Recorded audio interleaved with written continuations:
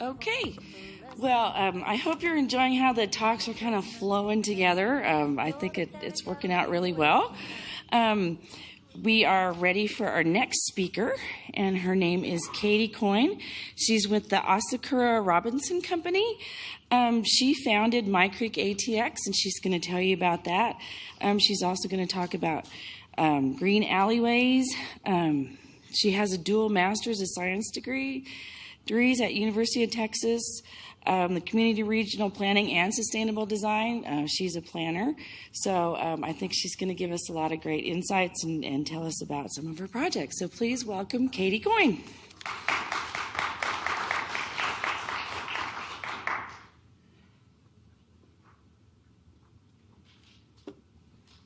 How y'all doing? I hope you don't mind that I'm going to disrupt the flow a little bit.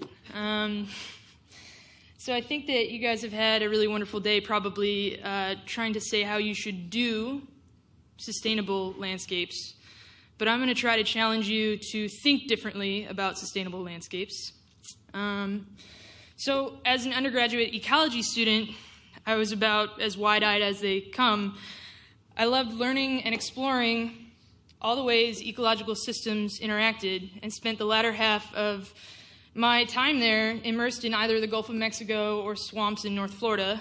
And one thing I couldn't ever get past was the inability of my ecology professors to think about social systems and political systems and all these other things that I thought were really interesting about how they interacted with environments and ecologies and landscapes. So I insisted to my advisor that my women's studies and sociology classes and all these other classes I wanted to take were equally as important as the environmental ones. I spent one summer studying snook. Anyone know what snook are? It's a fish.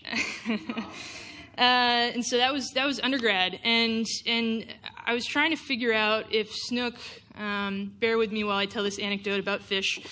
I was trying to figure out if snook coordinated their spawning based on the moon phases, right? And that would make sense because the way snook spawn is, the females release eggs into the water and the males release sperm into the water, and they just really hope for the best. So it would make sense if they tried to time that, right? So I did this research, and I found that if I was near state parks, it was pretty consistent that they got together to do that near full moons, right? If I was close to a resort where there was a lot of light, there was no consistency in how they were spawning. So that was kind of my first really hard, concrete example of why this is so important to think about how ecology interacts with people. And, political unrest and social injustice, especially in developing countries, is so often inextricably linked to ecological crisis. I saw this firsthand during my Peace Corps experience, and we see examples of this interconnection every day in the news. I should have asked how you click the thing. There we go. So, a September article from Time magazine stated that from 2006 to 2011, large swaths of Syria suffered an extreme drought that, according to climatologists, was exacerbated by climate change. The drought led to increased poverty and relocation to urban areas. That drought, in addition to its mismanagement by the Assad regime, contributed to the displacement of 2 million Syrians. So this led to this refugee crisis that we're having, and experts say that what happened in Syria is likely to happen in many other regions across the world in coming years. So this illustrates at a really big scale, at a global scale, why it's so vital to consider the interconnectedness between social, cultural, political, economic, and ecological systems. But this consideration is also very important to the work we do here in Austin as landscape professionals. In my current work as an urban ecological designer and planner, I try to be vigilant on each project I'm involved with to ensure myself and my coworkers are considering all the systems related to a project. I'm lucky to work at Asakura Robinson. My boss is right there.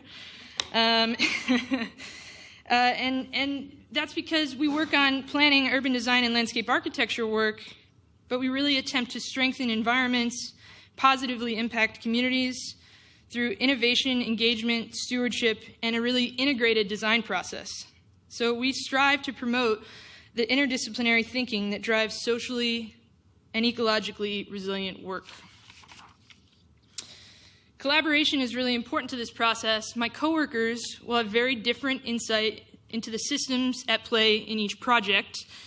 So our staff members shown here have different expertise. Each person brings a different thing to the table, as illustrated by all the different colors surrounding each person. Some colleagues will have more insight into how pedestrians and bicyclists will move across a site, and I will have a much deeper understanding of how water and wildlife flows into and out of a site.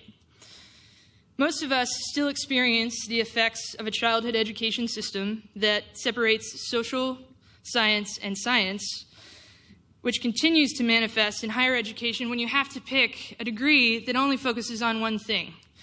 And then finally continues, if you work in government, based on the siloed nature of our departments, right?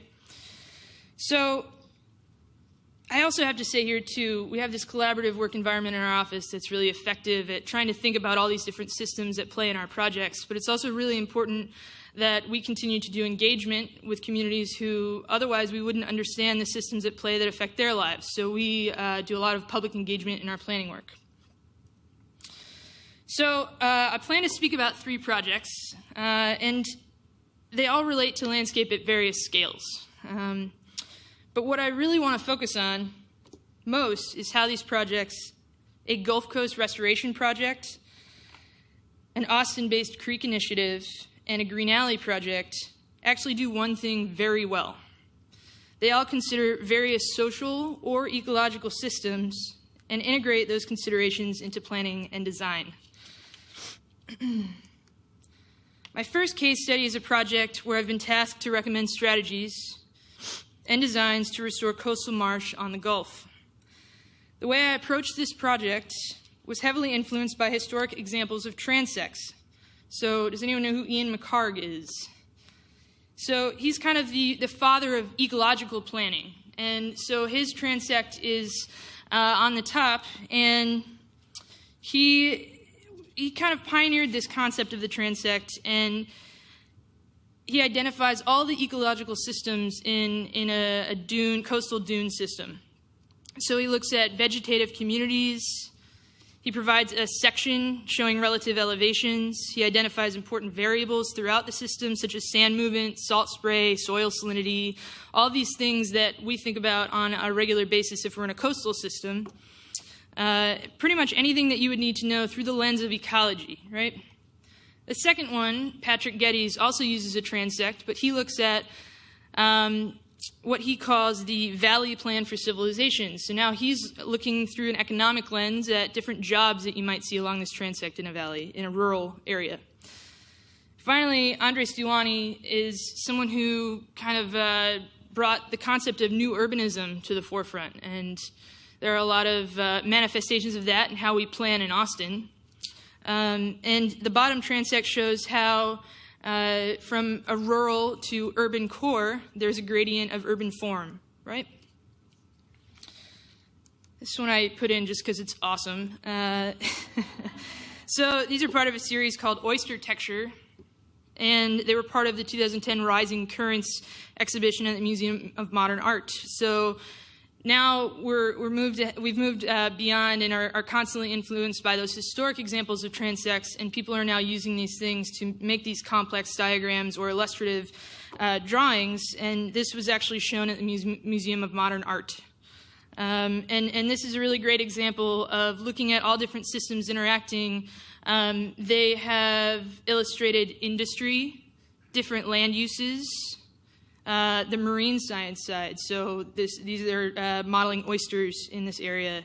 Human interaction, hydrology, geology, all of these processes on site. So if I'm following Karg's approach for my coastal restoration project, I would identify elevation first. Though there's not much elevation coastally along the Gulf, like the highest point in this transect is 5.8 feet, which is why the little guy is there for scale. And then I would also show ecosystem types across my project area. This transect has examples of freshwater, intermediate, brackish, and saline marsh, as well as open bay, oyster reef, and barrier island systems. And to establish the best understanding of the system ecologically, I would also probably include things like tides, salinity, vegetation composition, biodiversity of marine organisms. There are many things I could include in this to think about the ecology. But if I take it a step further, add to my transect sociocultural value, similarly to how Getty's added, an economic or social component in jobs, I can begin to think about the positive and negative interactions among these systems. Hopefully, in turn, providing a more thoughtful and resilient design strategy that takes into account any social barriers and plays into social values that are complementary to ecological ones. For instance, if I choose to suggest restoration at a certain point on this transect, my design strategies could focus on enhancing storm protection, tourism, and fisheries. Those are complementary effects of whatever my restoration strategy is.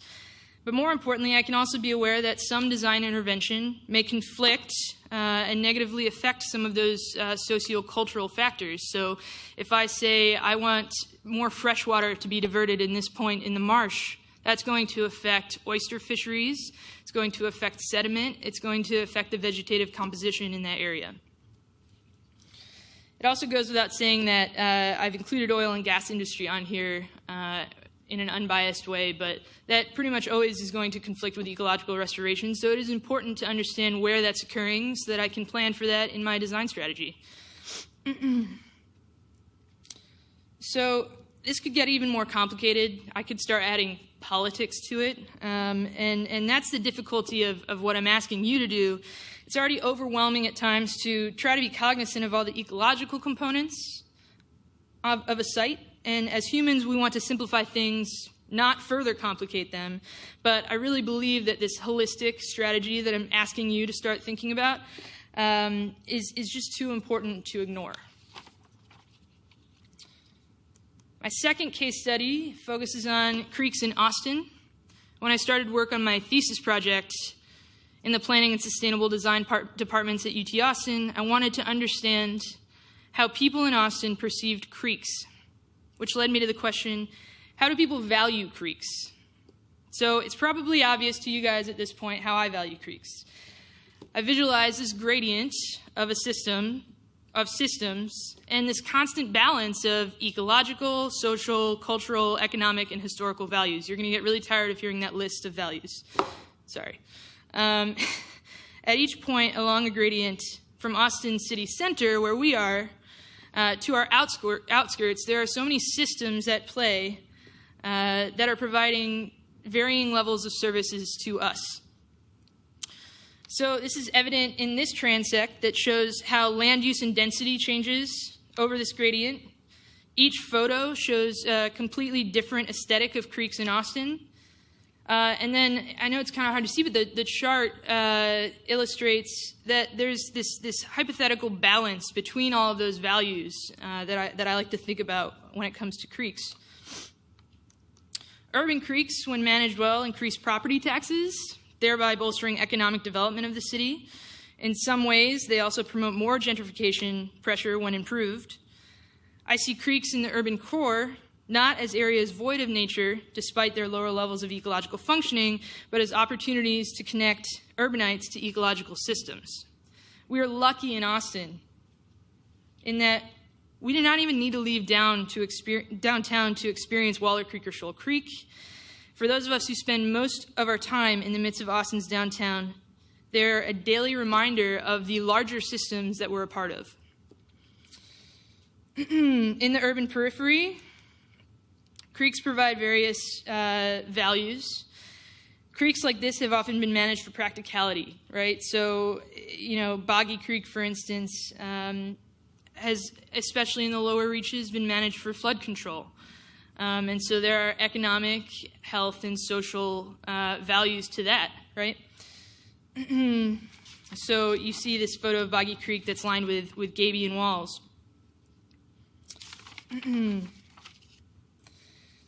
Despite their sometimes over-engineered nature, sometimes these creeks are one of the very few opportunities for children from low-income families to experience and explore nature. Just to give some perspective, if you want to get from downtown Austin to Bull Creek, which is, according to the city, one of our healthiest creeks ecologically, you can take a bus most of the way, but for the final 2 miles, Google tells you you need to get a taxi. I don't know where you're going to get a taxi at that point, but that's what it says. From an ecological standpoint, creeks on the urban periphery are the first to begin really increasing in biodiversity, thereby increasing in ecological value somewhat. Suburban creeks, like the upper reaches of Walnut Creek, for instance, begin to have more ecological value as wildlife habitat and tend to have higher water quality. Suburban riparian areas perform important ecological services as buffer zones, as Starn talked about, and some of our other people have talked about. And they also provide some of Austin's most iconic recreational opportunities. Rural creeks perhaps provide the most ecological value because their ecological function is most preserved. But because few people get to experience those creeks, the economic, social, cultural, and historical values are less. Can anyone tell me what these creeks are? Which creeks they are?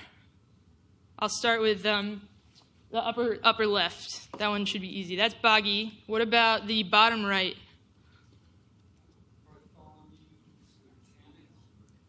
Maybe. Okay. What about the others?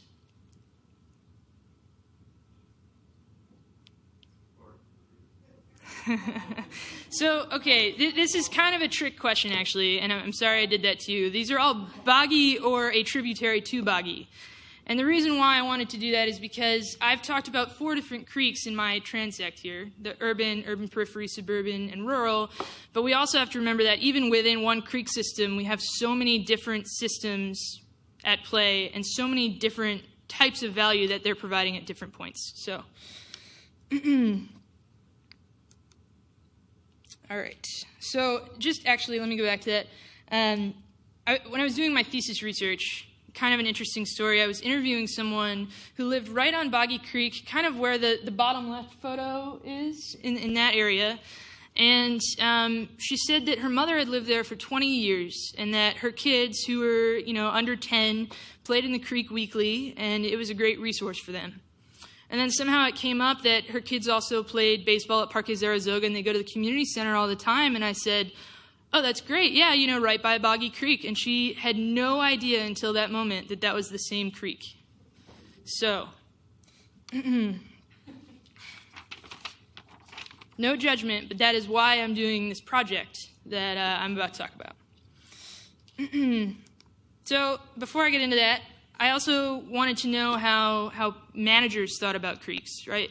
So, at the Urban Riparian Symposium last February, it seems like a lot longer ago than that, I surveyed ecologists, watershed scientists, engineers, city staff, biologists, environmental educators to find out how they all valued creeks, or if they valued creeks beyond ecological value at all. Most respondents recognized the importance of integrating social and cultural issues into ecological management, but fewer actually implemented them into their work. In fact, many respondents saw creek users as a barrier to ecological functioning and resilience. Practitioners cited public engagement and education most often as the social components to their ecological projects. Perhaps this indicates that they recognize the connection between advocacy and outreach and increasing ecological resiliency. However, framing humans as problems does not allow any room for facilitating this kind of thinking that I'm trying to promote, where we have to talk about how ecological value and social value and economic value all interact within the context of our urban system here in Austin. So if we only value creeks for their ecological value, and according to my hypothetical, these are not based on numbers, but this is how we would see them. So, our most valuable creeks would be the ones that we have little to no interaction with. And I feel like we're missing the boat as a growing city if we don't do something to paint a clearer picture of how urban creeks which are one of our primary natural features, are valued holistically and then shift management accordingly. I also knew on the other side of the coin, people in Austin are largely disconnected from the majority of creeks in Austin. This image shows just how extensive our creek system is here in Austin, and this only shows major creek lines. This doesn't show any tributaries. This entire thing would be covered with lines if I showed every tributary and creek in Austin. So raise your hand if you've been to Barton Pool, Barton Creek.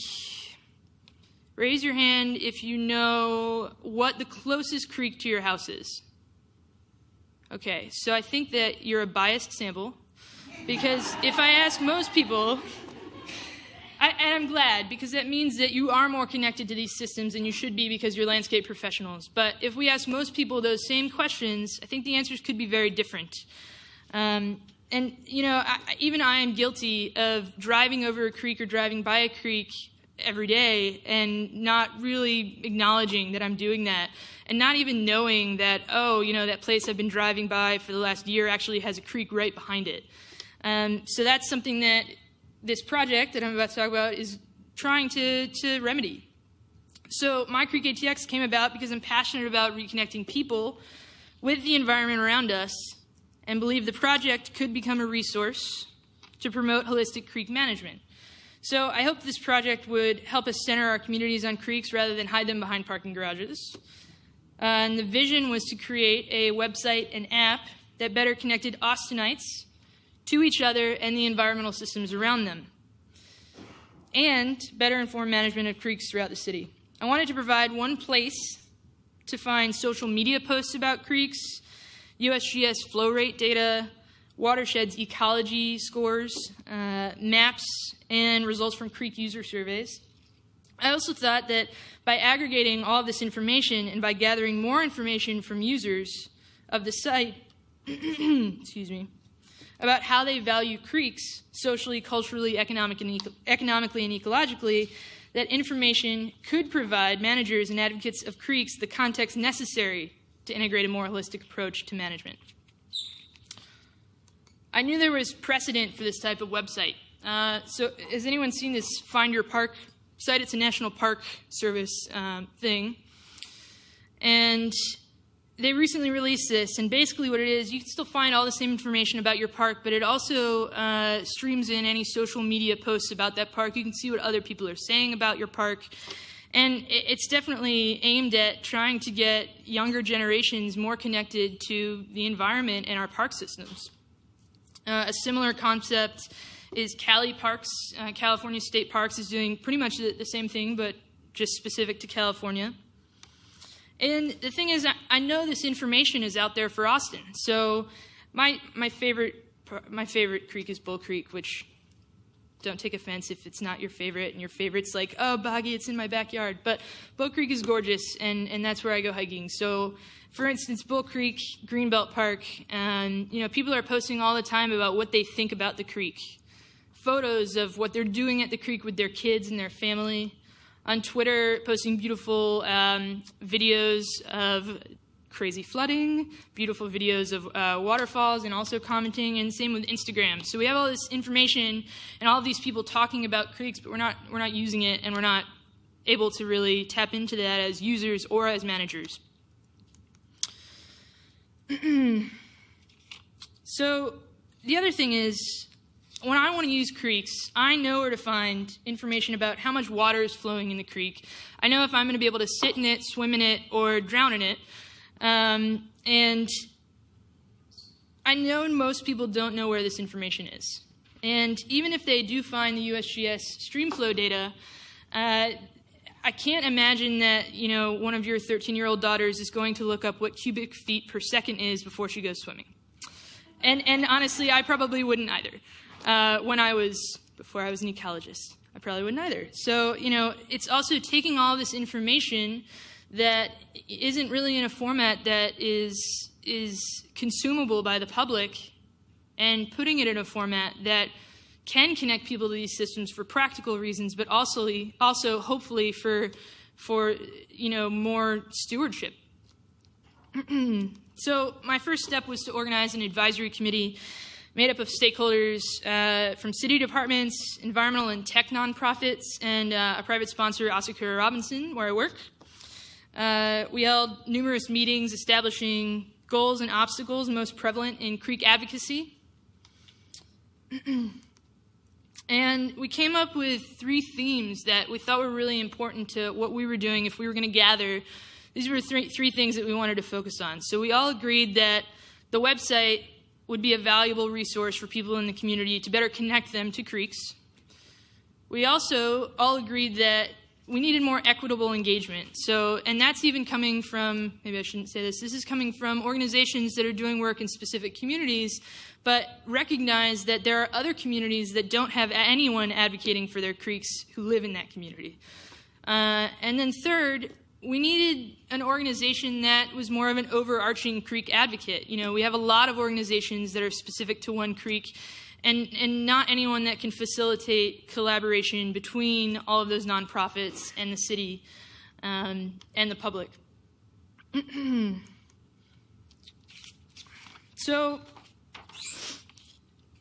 we wanted to do an engagement activity to try to see what people would really want out of this website idea, right? So I organized, for the rest of my summer, last summer, organized this charrette and hack that we had this fall.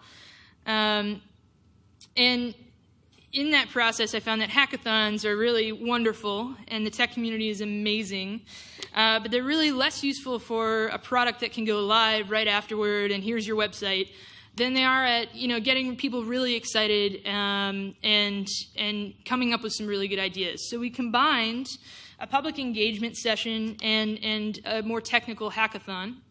So in the morning, we had a more traditional public engagement that included everyone who came to the hackathon. And then we broke into 3 teams. We facilitated collaboration between members of the general public and the tech community. And each team worked on a different creek and created a prototype by day's end. The Boggy Creek group focused their prototype on ensuring that the website would be user-friendly and also something that could be perpetuated by users. So how is this going to continue to be refreshed with new information based on what people are posting on social media or based on some type of interaction that people can have with the site? The Barton team wanted a web experience that encapsulated what it was like to travel down Barton Creek. So they coupled recreational activity suggestions with potential effects that those activities could have on the creek's ecology. So they actually had like an interactive thing where it was like you were kayaking down the creek and you'd stop at a bubble and it would say, you can do these things on Barton Creek, and here is the potential effect on the ecology. And finally, Shoal Creek came up with this awesome subway-style map that really aimed to help people understand how creeks interact with other systems in the city. So where are the road crossings? What are the neighborhoods like around here? And also, what is it like in the creek?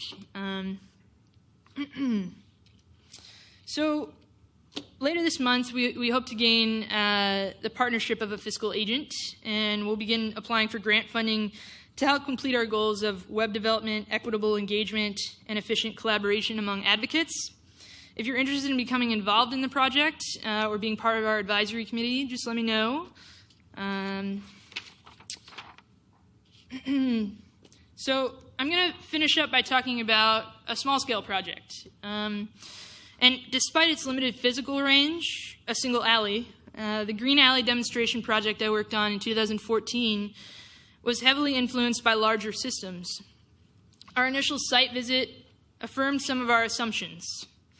This alley between Lydia and Waller and 8th and 9th Streets was used for what alleys have been designed for, trash pickup. We were tasked over the course of a summer to engage with the community, plan what we wanted to do in this alley, and design what we wanted to implement, and actually implement it. I did a lot of digging. So as we began to look at the ecological and hydrological systems on site, we focused on 2 main themes.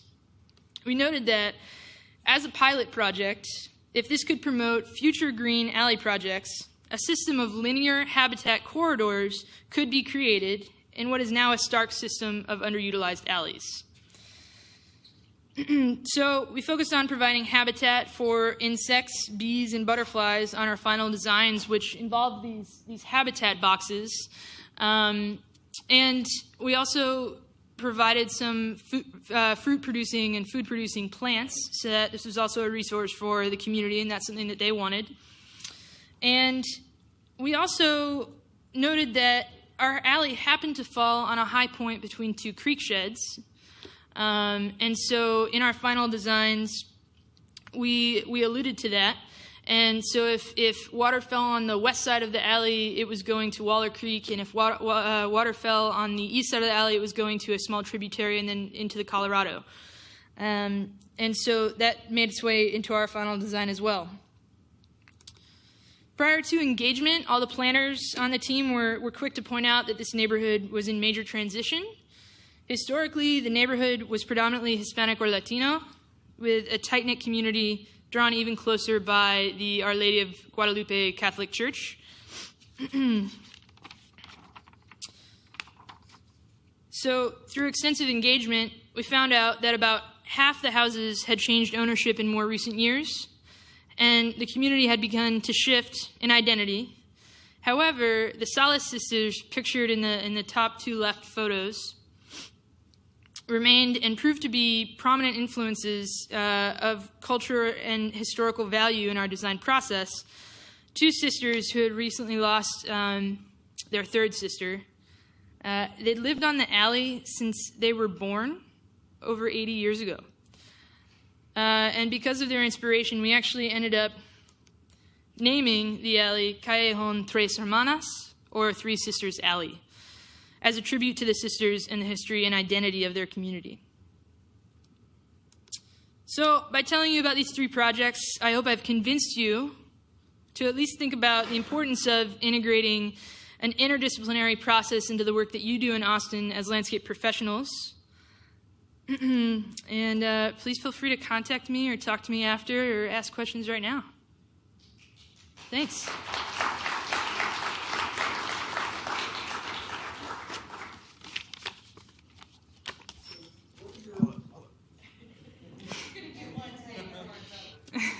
What are the steps that you have to go through to see your final project? The My Creek ATX project? Yes. So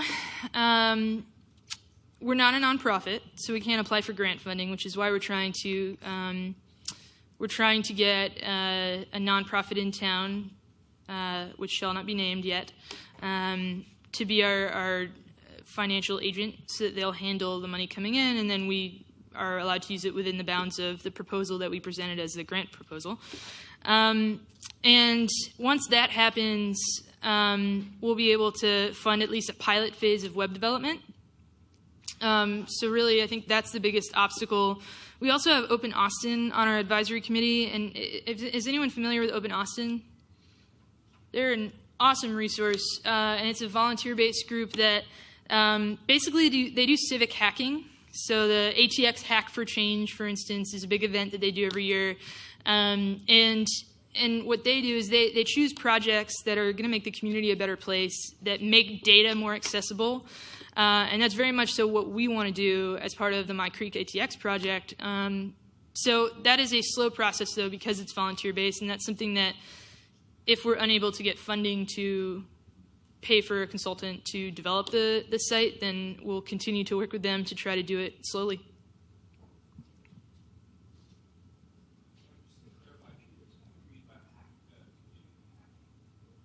Oh, the Open ATX thing? So they meet twice a month. Once is they have a speaker come in. But civic hacking, basically, so for instance, they did recently a park equity map.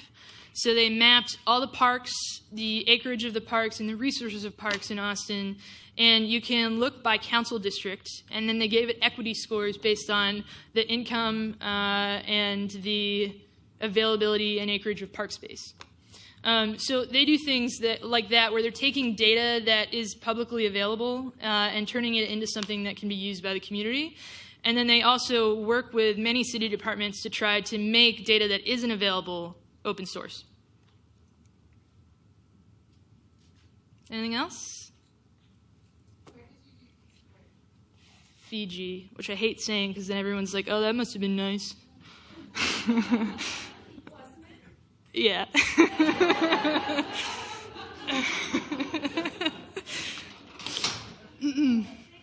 Thanks so much.